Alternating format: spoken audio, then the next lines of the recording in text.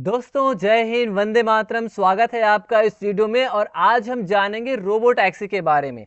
दोस्तों जैसा कि आप सब जानते हैं कि आज का जो ज़माना है, आज का जो मॉडर्न युग है वो एआई एंड रोबोट्स का ज़माना है। यानी आजकल हर चीज़ों में एआई या रोबोट का यूज़ ज़्यादातर होने लगा है।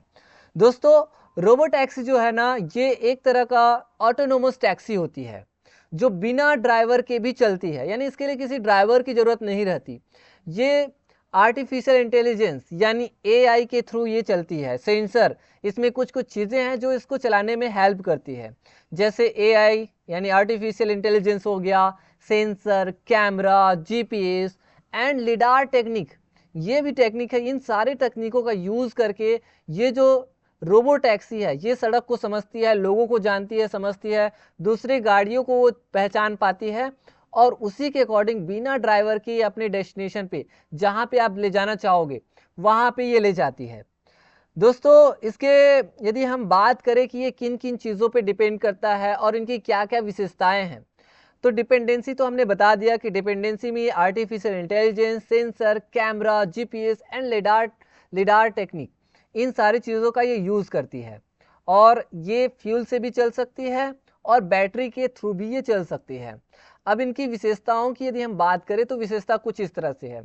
ये पूर्णतः क्या होती है, स्वायत्त होती है। स्वायत्त मतलब फुली ऑटोनोमस, यानी इसके लिए किसी ड्राइवर, किसी इंसान की ज़रूरत नहीं रहती।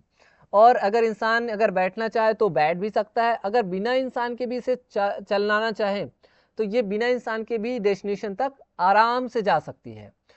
तो ये होता है इसकी स्वायत्तता, ठीक है, ऑटोनोमस। दूसरी चीज़ ये है, दूसरी विशेषता ये है कि ये इलेक्ट्रिक पावर ट्रेन, यानी इलेक्ट्रिक से भी चल सकती है। यानी एक बार इसे चार्ज कर दो, फिर अपनी ये कैपेसिटी के अकॉर्डिंग जहाँ तक भी ले जाना चाहें वो वहाँ पे जा सकती है। इससे किसी भी तरह का पॉल्यूशन भी नहीं होगा, तो इस तरह से ये बढ़िया भी है। तीसरी चीज़ ये भी है कि रोबो टैक्सी की हम बात करें तो रोबो टैक्सी में उन्नत सेंसर होता है, एडवांस सेंसर होता है। सेंसर के थ्रू ये चीज़ों को समझ जाती है ना। इसमें क्या क्या चीज़ें हैं सेंसर में, जैसे कैमरा है, रडार टेक्निक है, लिडार है। इन सारी चीज़ों का यूज़ करके ये अपने डेस्टिनेशन पे पहुंचती है। और इस तरह से ये अपने ड्राइविंग में अपनी मेमोरी पावर का भी यूज़ करती है, अपनी आईक्यू का यूज़ करती है। तो इस तरह से ये इनकी विशेषता है।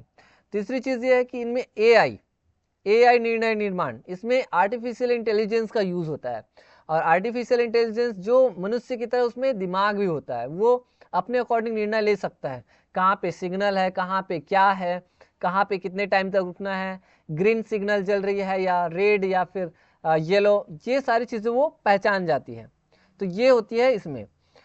और इसके बाद आती है कनेक्टिविटी। इसमें जो है ना, कनेक्टिविटी की भी क्षमता होती है। ये क्लाउड प्लेटफॉर्म से जुड़ी होती है जो मार्ग को निर्धारण कर लेती है कि कहाँ जाना है, किस डेस्टिनेशन में जाना है, कहाँ से लेफ्ट कटना है, कहाँ से राइट कटना है। ये सारी चीज़ें ये आसानी से कर सकती है।